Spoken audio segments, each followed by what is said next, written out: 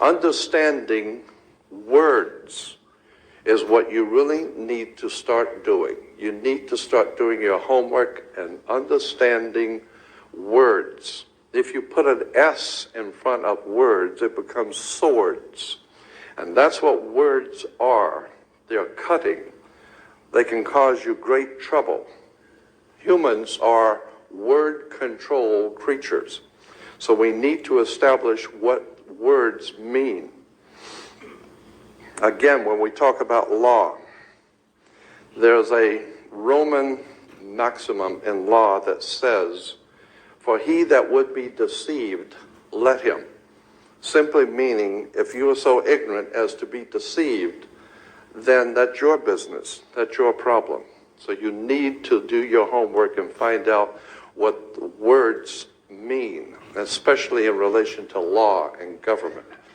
Because there is a world of occultism that is operating today throughout the world, in which you use certain words, and when those words are used in a court, they don't mean the same thing at all.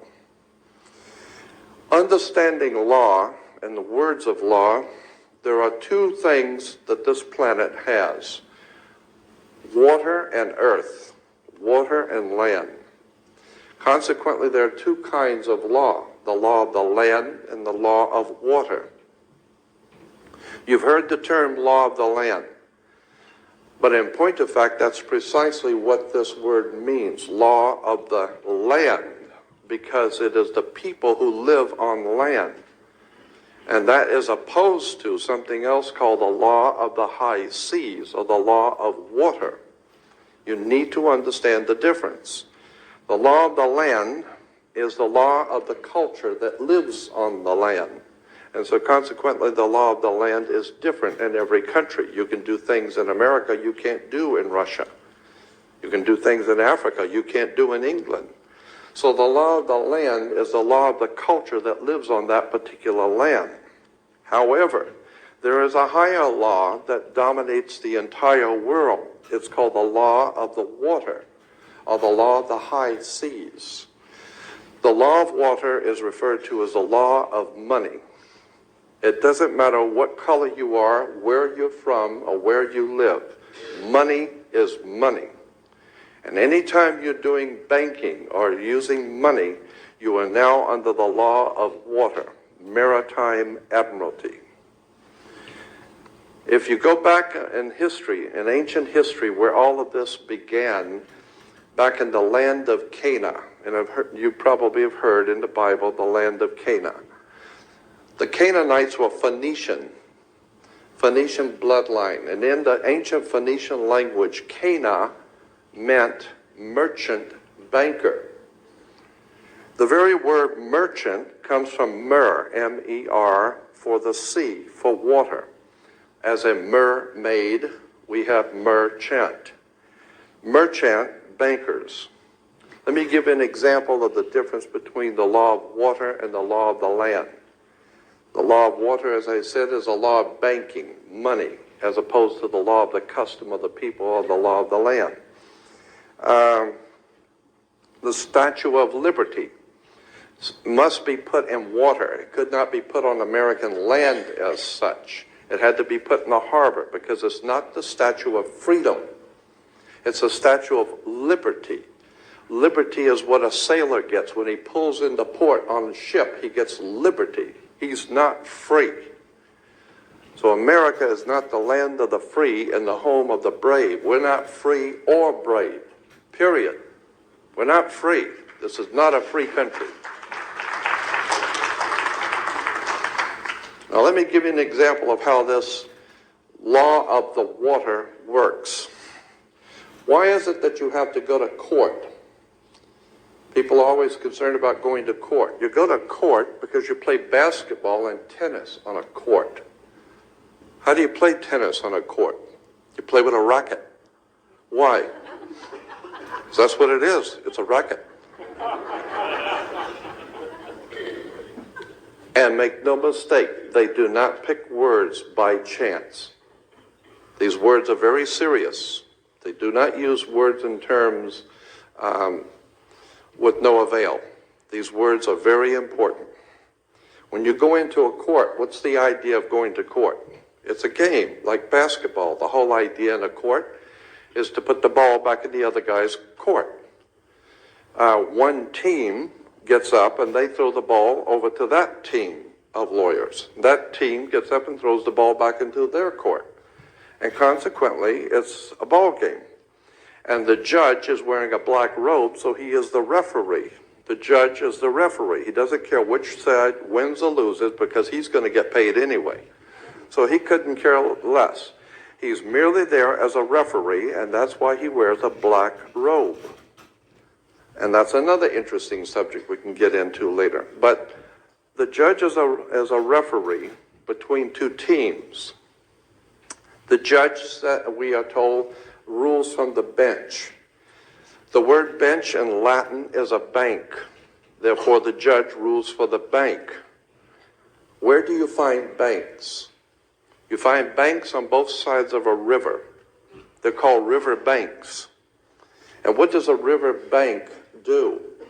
It directs the flow of the current sea.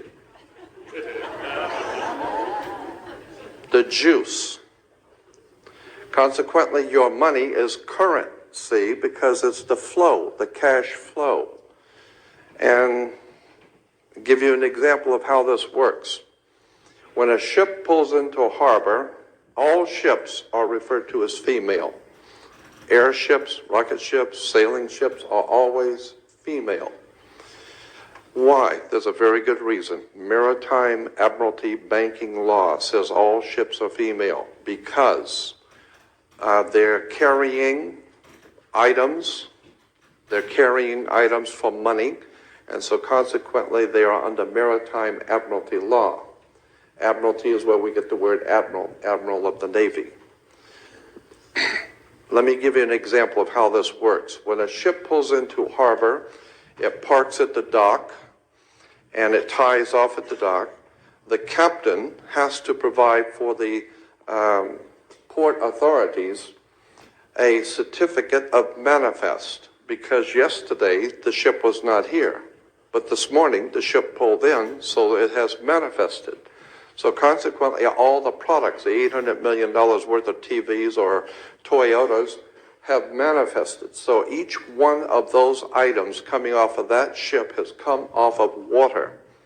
And each end they has come in a ship. And consequently, on a ship, all ships have a captain. The word captain comes from a Latin word capital, money. So the captain represents the money that's on board the ship.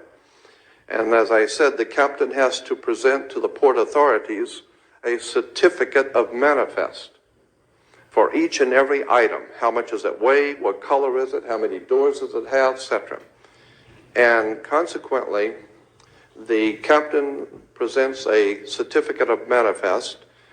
The ship is sitting in its berth. Wherever a ship sits when it docks is called its berth. She sits in her berth, berthing a ship. Consequently,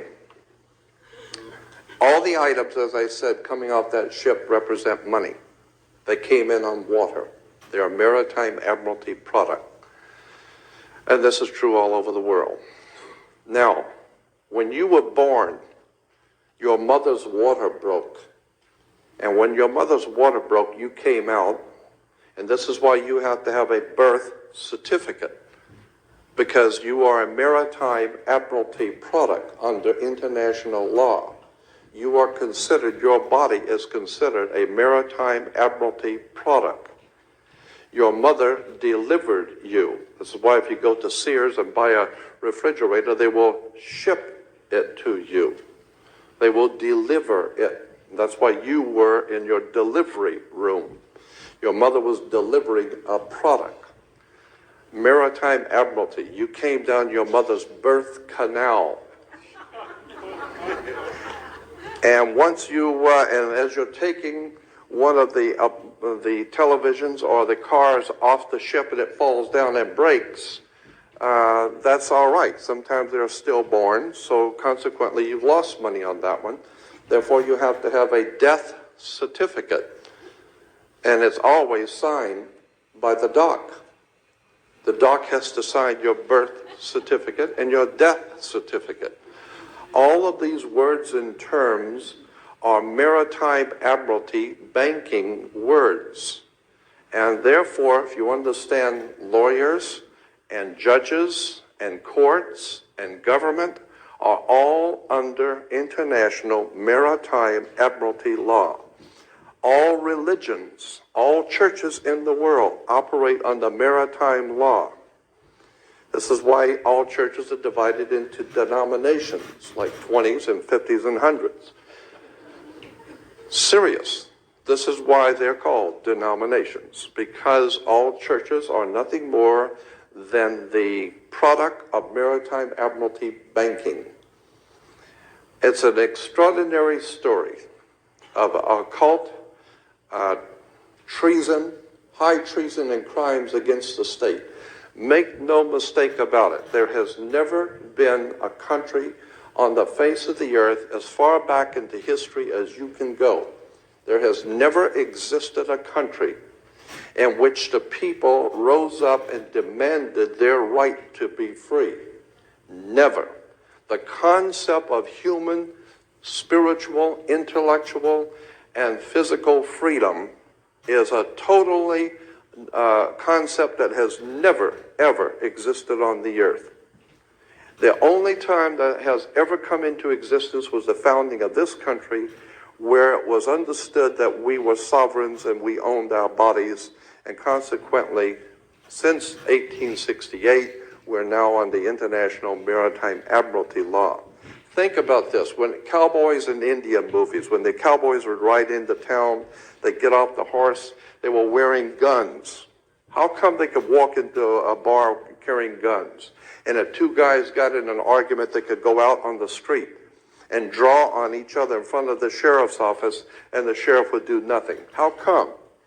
How come that men could go out in the street and shoot each other in front of everyone and had nothing be done about it? The reason why is because before 1868, all Americans were considered sovereigns. And that's one of the nice things about being a sovereign, is you have the right to be yourself. And consequently, you need to understand that, in one last point I'm going to make before I introduce your speaker, that in 1868 there was a corporation founded. Anyone can incorporate a company. Well, in 1868 there was a company incorporated. And in that particular company, the founders of that company they referred to it as the United States Corporation. And they stipulated that anybody who would be a member of that corporation or work for that corporation would be called not an employee, but a citizen. So today, if you are asked, are you a citizen of the United States, what you think you're being asked is, are you lawfully in this country to do business? That's not lawfully what's being asked. They didn't ask you if you were in America lawfully. They ask you a specific question. Are you, of your own volition, out of your own mouth, testifying that you are a citizen of the United States? Because in that way, citizen of the United States means you are an employee of a foreign corporation operating on international maritime law. So today, the President of the United States is the president of a privately owned company. The company is called United States. And the word president is always a word that is used in corporate law. Banks have presidents. All companies have presidents. So there's a corporation called United States, privately owned, and it has a president. President Bush is not the president of America. President Bush is the president of a privately owned company. Privately owned, out of England. And you need to understand words and terms. Because I believe that there is a divine presence in the universe that men call God, and one day that divine presence is going to move on the earth, and we're going to see freedom come back to this world. And when it does, you're going to need to understand words and terms and how they have been used to trick you.